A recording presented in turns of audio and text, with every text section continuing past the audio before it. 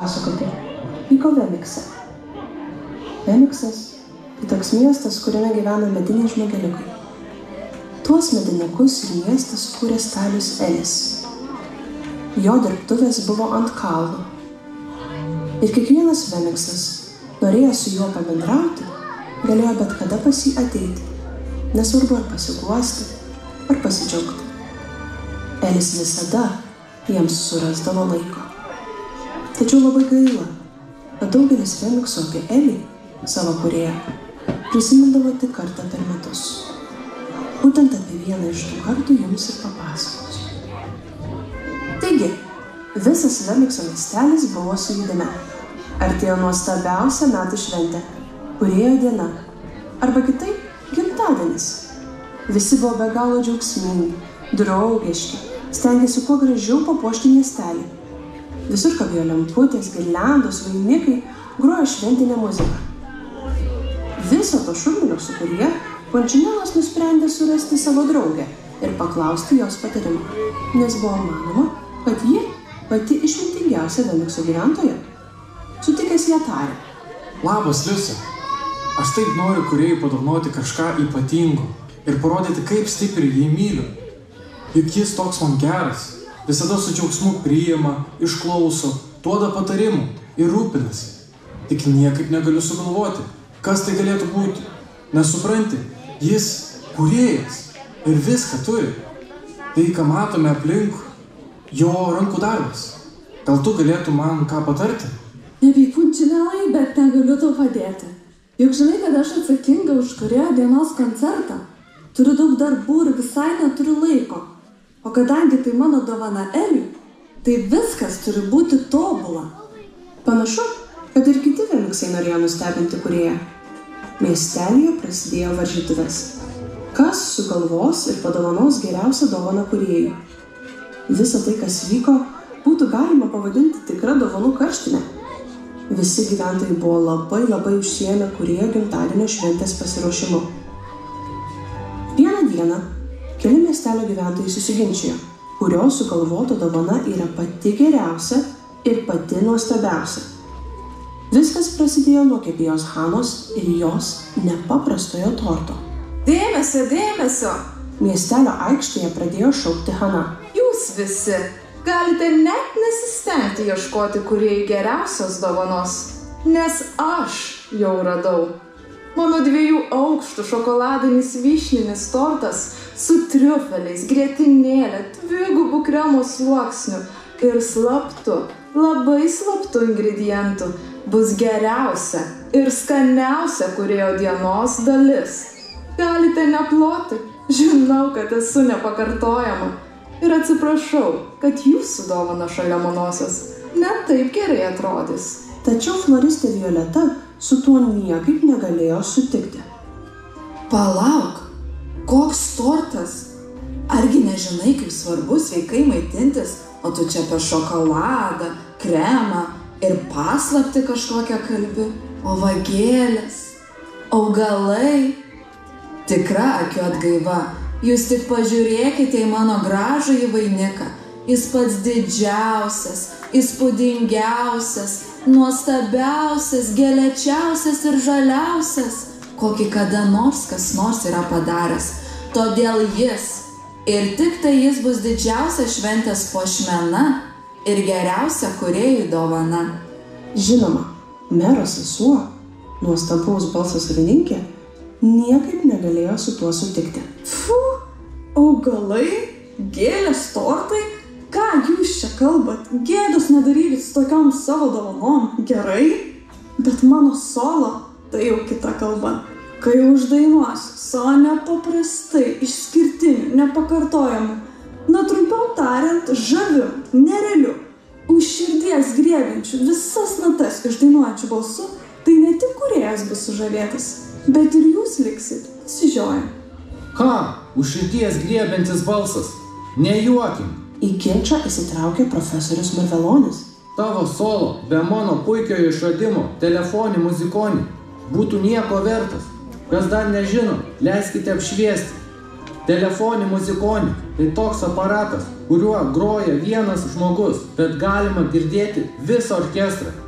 Paspaudęs vieną mygtuką išgirsi gausybę instrumentų, vargonus, smuikus, fleitas ir ką tik nori. Tuojau pademonstruosiu.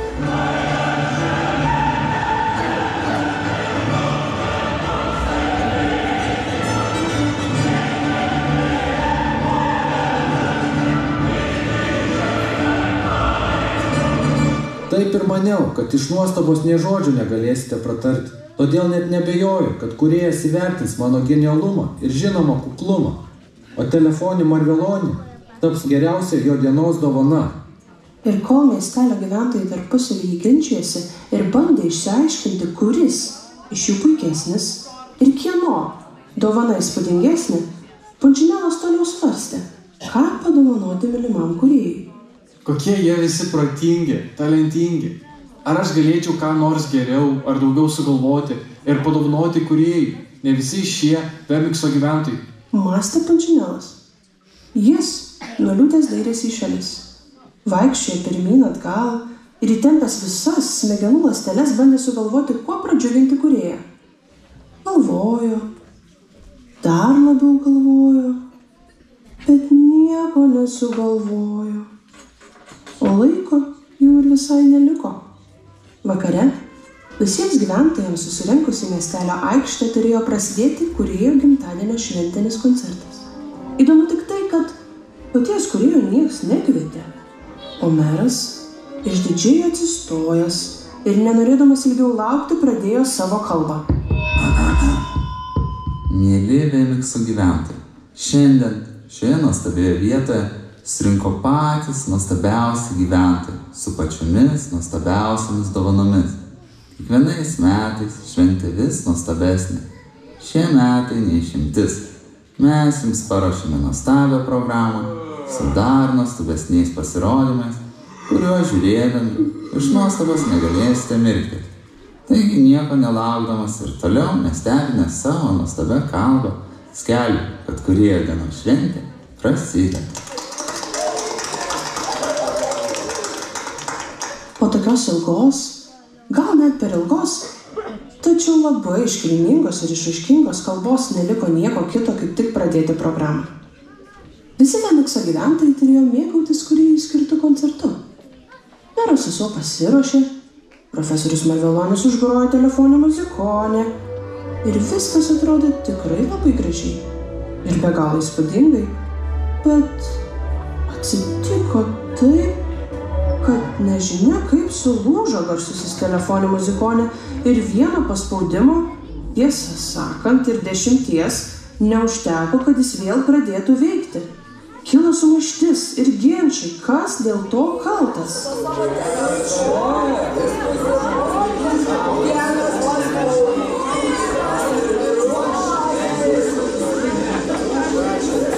Na, o jūs tikriausiai žinote, kad ten, kur pykčiai, niekas geruoju niekada nesigailėjo. Kilo tokia didelė panika, visi pradėjo lakstyti, vienas kitą kaltinti, nedaug trūko ir iki muštynių. Todėl niekas net nesuprato, kaip buvo sugadintas tortas, vainikas, kitos dovanos, o mero sesuo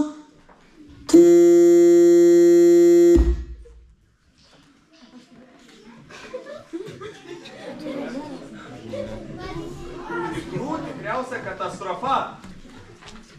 Ką dabar darysim? Hana verkia. Ką dabar darysim, Hana? Mano visas organizavimas. Kaip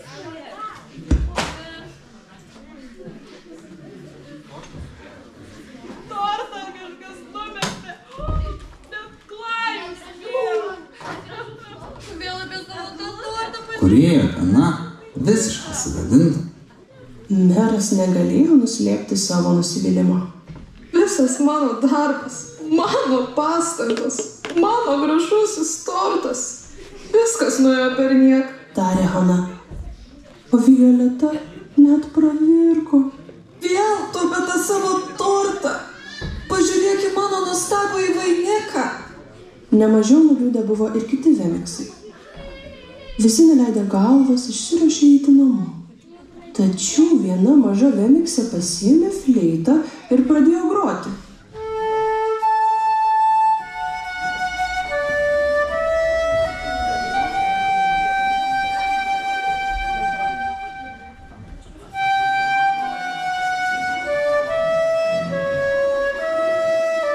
Ji jau norėjo liautis, bet Punčinelas ją sustabdė. Prašau, grok toliau. Panašu, kad jis suprato, ką gali padovanoti kūrėjai. Todėl netrukus uždainavo.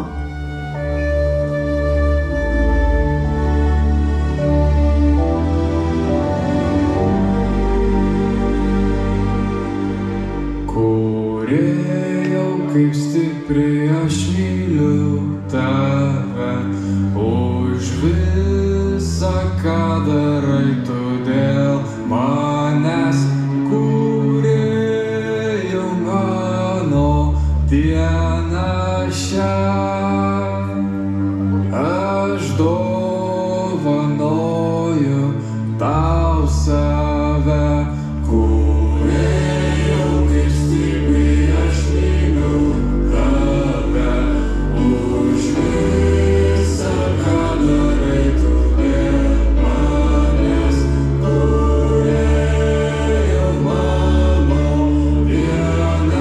Visi Vemiksų gyventojai sukluso ir pamažu prisijungė prie Punčinelo.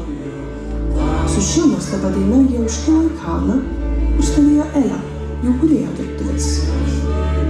Jis į visus Vemiksus žiūrėjo su dideliu pasimėgavimu ir džiaugsmu. Kiekvieną pasveikino, apkabino ir paguodė. Juk viskas, ko jis norėjo savo dienos progą, tiesą sakant, jis to trokšta kiekvieną dieną. Tai pabūti su savo kūriniais, kurie jam yra labai ypatingi, visi be galo skirtingi, tačiau vienodai mylimi. Tai Punčinelas parodė, kad didžiausia ir geriausia dovana kūrėjai tai ne lemputės ar tortai, vainikai, koncertai ar juo labiau varžytuvės, kurios sukelia pykčius, bet jie patys. Juk Elis juos taip mylėjo, o kai myli, tai tik ir norisi būti kartu.